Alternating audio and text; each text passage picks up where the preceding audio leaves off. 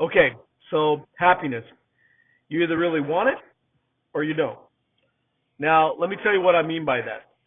When I was 18 years old, I one Saturday morning, I had just got home from playing basketball with some friends. I was sitting at the kitchen counter. I was wearing high tops, shorts. I didn't have a shirt on, and I was eating some honeycombs. And my dad came in, and he looked at me, and these are the words that he said. Now, before I say that, you need to know that when my dad said something, it meant something. It meant something because, like, say for instance, my mom wanted to know everything and was always asking questions and involved in everything. But my dad, he kind of waited. He waited until it was time to say something. And so you knew if he was talking to you or communicating with you, that what he had to say was important. And so you listened. So he walks into the kitchen. He looks at me and he says, Steve, until you really want it, you're never going to know. Until you really want it, you're never going to know. And then he turned around and he walked away. Now, I knew what he was talking about, and it made me mad. In fact, it ticked me off. Man, I stewed about it. I thought about it, and I did that for about 2 months. And the reality was I didn't want to be told what to do. But the more I thought about it, the more I knew he was right. But I didn't want him to know that I thought he was right. But I knew he was, and I had a decision to make. That if I really wanted it, and now let me tell you what he was talking about. He was talking about the spiritual principles in my life and coming to know that those spiritual things were true. And that I needed to make a decision. And so I took some action.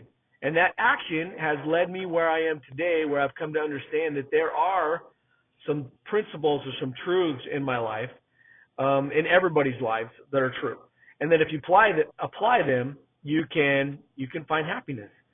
Now, some people are going to give excuses. Like, that may work for you, but it won't work for me. And then I ask them this question, well, why is that the case? And they look at me and they're like, well, truth is relative, and what I believe may not be what you believe. And I'm like, really? Are you serious? Truth is relative. Well, that's a bunch of crap. It really is. You're telling me that there aren't things in life that you can identify that just work, that are really principles, they're truths, that if I apply them, practical application, that they actually work and lead to a particular outcome. That happens all the time. And when I talk to people, I'm going, no, there are a hierarchy of truths that we all have to come to know and understand. And if I can figure out higher level truths and begin to act on those things, then I can receive the blessings and the outcomes that come from living those higher level truths. You may be living at a lower level, which sounds super judgmental. Then people get all up in a huff and they don't want to hear it, and then they just turn off and they continue to live their life the way they're living it.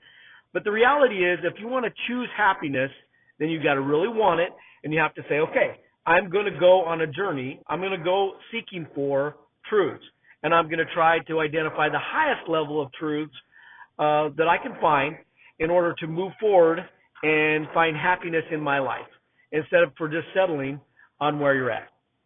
Here's another reason that people give me, well, I don't have the time. No, we make time for things that are important. You need to make time for your happiness. You need to make time to seek out truth and sources of truth that will help you in your life. Well, I don't have the money. It doesn't take money. All it takes is time. And time is the most important thing. It is the new money. Time is the new money. And if you'll use your time wisely and spend it wisely, you can change your life. Well, some people then say, well, I don't have the same knowledge and expertise. Well, then get it. Get the knowledge and act. We've already talked about that this week. Well, I could go on and on. There's a lot of different excuses that people give, but successful people who choose happiness are those who take action because they really, really want it. And the sad part is most people don't. But if you can quickly, and speed matters, implement and execute on the things that are important, then especially the things that really do bring happiness, then you can truly, truly find it. Like, I'll give you a key to happiness. Love is the key to open the hearts of those seeking the door of truth. Look around you and make a decision every day to love someone.